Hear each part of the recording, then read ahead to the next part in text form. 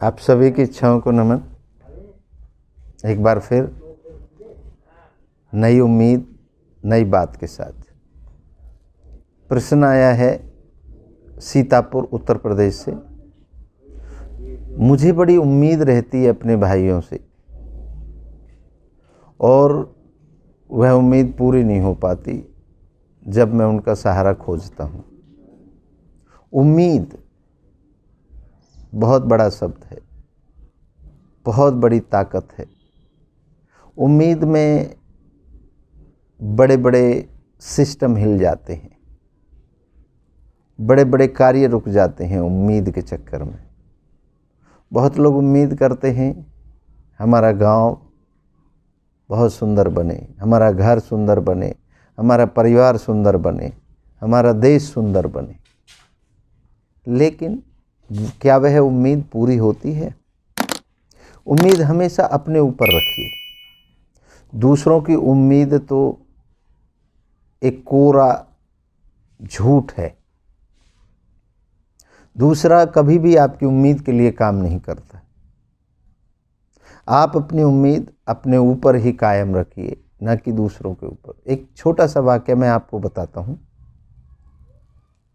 एक किसी नगर में एक बहुत बड़ा सेठ था। एक रात वह पैदल पैदल मंदिर जा रहा था शाम को। उसे एक मंदिर की सीढ़ियों पर बैठा एक भिखारी नजर आया।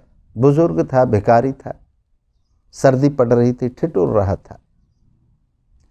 तो वह अमीर सेठ उस भिखारी के पास गया, बोला, तुम्हें ठंड नहीं लगती?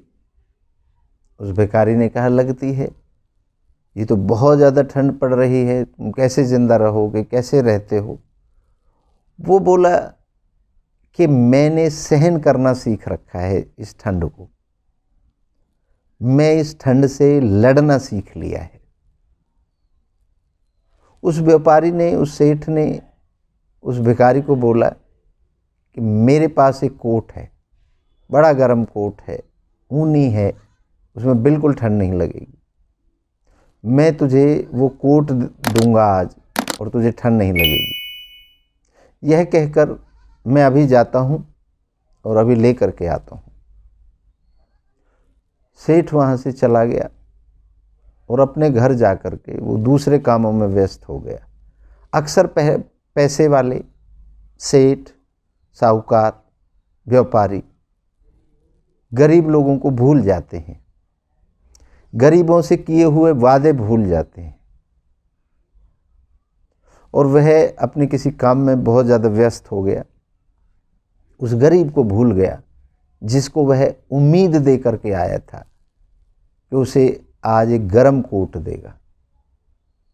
वह उम्मीद में बैठा रहा और यहाँ पर सेठ जी बिजी हो गया। और उस रात वह जो भिखारी था वह मर गया, ठंड से मर गया। सेठ जी को पता चला। सेठ वहाँ पर भागा भागा पहुँचा, देखा उस भिखारी के पास एक चिट्ठी थी। उस चिट्ठी को सेठ ने पढ़ा। उसमें लिखा था कि सेठ जी, अभी तक मुझे उम्मीद नहीं थी, आज की रात से पहले मुझे सर्दी से लड़ना सीख लिया था, मैंने उसको सहन करना सीख लिया था, लेकिन आज आपने मेरी उम्मीद जगा दी और उस उम्मीद में मैं बैठा रहा कि कोट अब आएगा, अब आएगा, अब आएगा, और मुझे ठंड पकड़ती चली गई। ठंड ने मेरे ऊपर काबू कर लिया और मैं शायद अब जिंदा नहीं रहूँगा। ऐसा उस चिट्ठी में लिखा था। सेठ को बड़ा दुख हुआ, लेकिन दुख होने से क्या फ़ायदा? आपने वादा किया, उसे पूरा नहीं किया, उसने उम्मीद जगाई, उसकी उम्मीद में उसकी मौत हो गई। तो उम्मीद आपको मौत तक भी ले जाती है। उम्मीद मुझे वो बचा लेगा और आप कहीं से कूद जाते हैं। कोई नहीं बचाता। केवल बच्चे की उम्मीद पूरी होती है। बच्चा बाप पर उम्मीद करता है कि मेरा बाप मुझे चोट नहीं लगने देता। वह कहीं से भी कूद जाता है जब उसका बाप सामने होता है।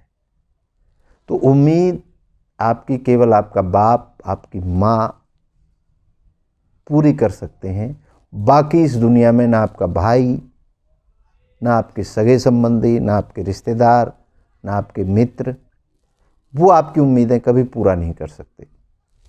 तो उम्मीद करनी है तो अपने आप से करिए, अपनी कैपेसिटी के हिसाब से उम्मीदें करिए, तभी वो पूर्ण हो पाएंगी आपकी उम्मीदें। दूसरों पर अगर आपकी उम्मीद टिकी रहेगी तो इसी जो वाकया मैंने आपको बताया था, इसी के जैसा आपका हाल होगा। तो श्रीमान जी, मुझे लगता है कि आप इस बात पर विचार कर सकते हैं और अपनी उम्मीद को अपने तक सीमित कर सकते हैं। इसी के साथ मैं आज आपसे विदा लेता हूँ। आप सभी की इच्छाओं को एक बार पुनः नमन। जय हो।